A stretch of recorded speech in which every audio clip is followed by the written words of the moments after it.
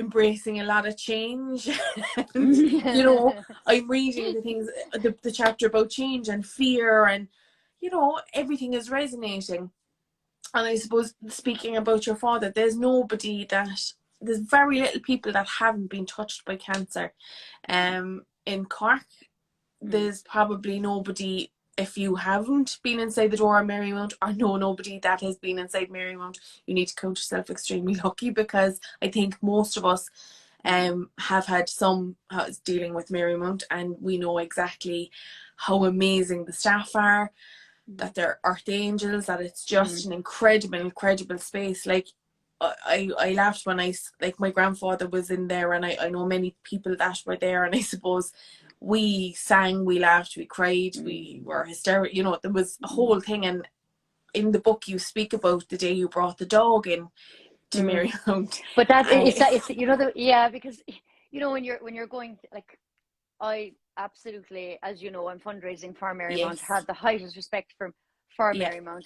But at the beginning, I remember when, like, it moved so quick for us, because 1 minute it was you can go home and have palliative care, next minute it was Marymount. Literally within 24 hours it had changed. And I say that in the book, it's like missing a whole series of a box set or a whole chapter in a book. And you're trying to make decisions, and you're trying to protect the person you love, and you're trying to firefight. And I remember going down to Dad's room, and and I described this in the book, he looked into me like a newborn baby looks into your soul, and he said, "What do you think, Kat?" And I said, "If I bring you in there, you have to promise me you'll come out." And it was no disrespect to the place, but it was what I knew of Marymount at the time. I was like, "Oh my God, that's it. The battle's over." I mean, how can it be over? I mean, it was soul destroying, you know. But when I knew he had to go there, and we put him in the wheelchair, and we brought him out there, and I was quiet the whole way out, and he was like, "Oh, you're so quiet," and I'm not normally quiet. And I said, "Oh, I just feel so bad that I have to bring you here." And he was like, it's the right thing to do, because I can't have you under the pressure that they were above in the oncology ward. And I was saying, I think, and we had a lovely moment, and we had lots of lovely moments, and I'm so truly grateful for those lovely moments.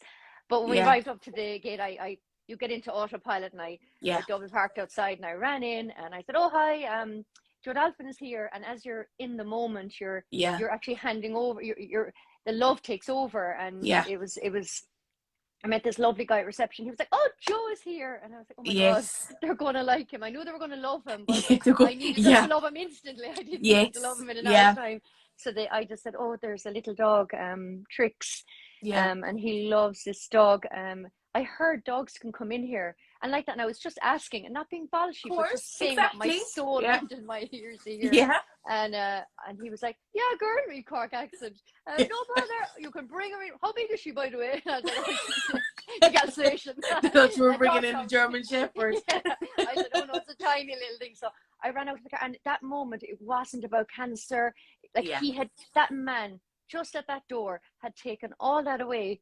By telling me we can bring the dog in, and I don't know, you just felt carried from the minute you went in the door. You just felt carried. So I went out to the car, and Dad said, "Are they ready for me, Kat?" And I said, "Dad, Trix can come in." And he was like, "Oh, jeez, Trix, do you hear that?" Trix went up, and he's laughing, and we went, and like I talk about heavenly messages the whole time through the book as well, without being weird, because some people are like, "Jesus Christ, heavenly messages." No, I'm all for it. But we went up, and Dad said, "Oh, what floor am I going to?" And they were like, "Oh, you're going up now to Catherine's ward." And we went in, and they were just straight away. They were like, in all technology, "This is how you work the bed." And my dad loves technology. He's the polar opposite of me. He loves all that. He's yours for remote control. Get away. They just, "Oh, here you do that." And he was like, "Kat, you can head away." He was into all the you devil, like, you know. I wanted to go and sort the room and unpack, and he was like, "On the way home now, you know, the gang had me here, like, I'm grand." I sure, there's no point coming up either tomorrow. And you wanted to be there every waking minute. Exactly. You want your child to, like, you know, settle at school, but then you don't want him to go, "See you, Mom," you know. I got my friends now. It was but it was wonderful, and that's why I'm fundraising for them as well as the Irish Cancer Society. So half and half.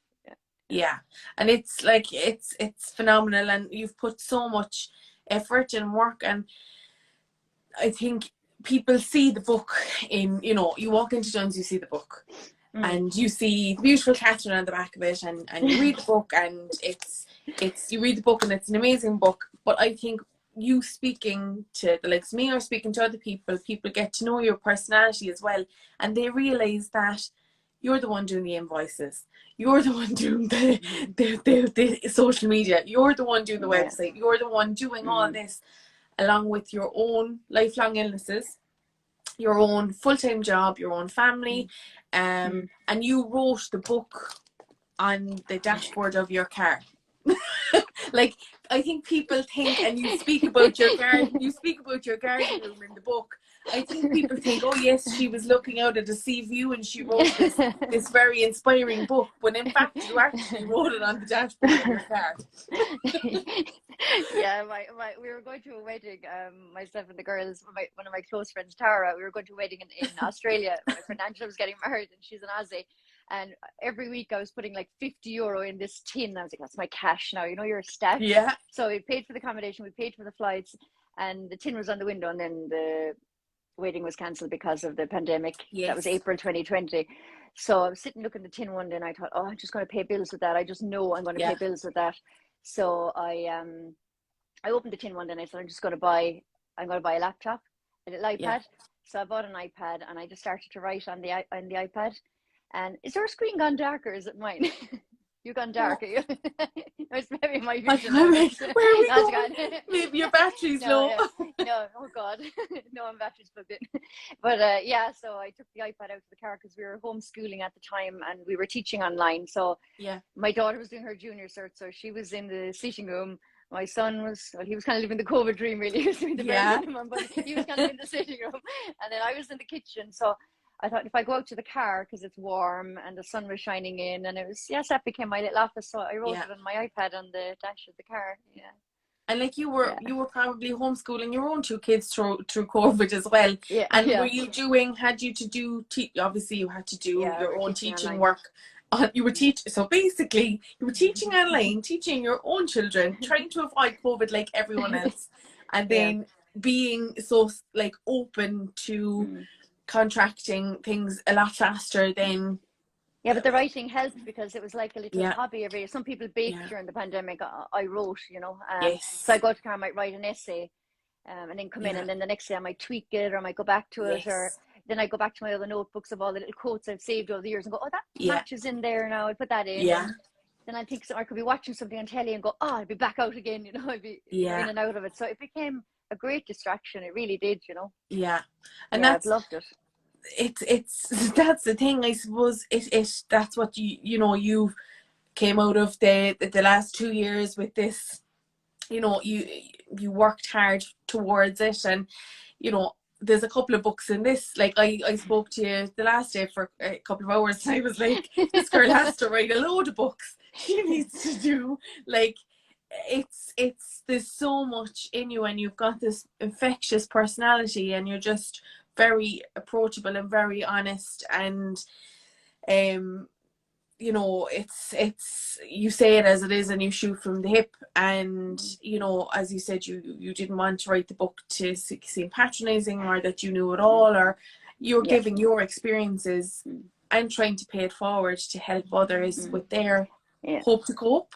Yeah, because I was debating about story 10, which is called Stuck in Reverse, and that's my grief story. So that's probably the sad story, I suppose, of the book.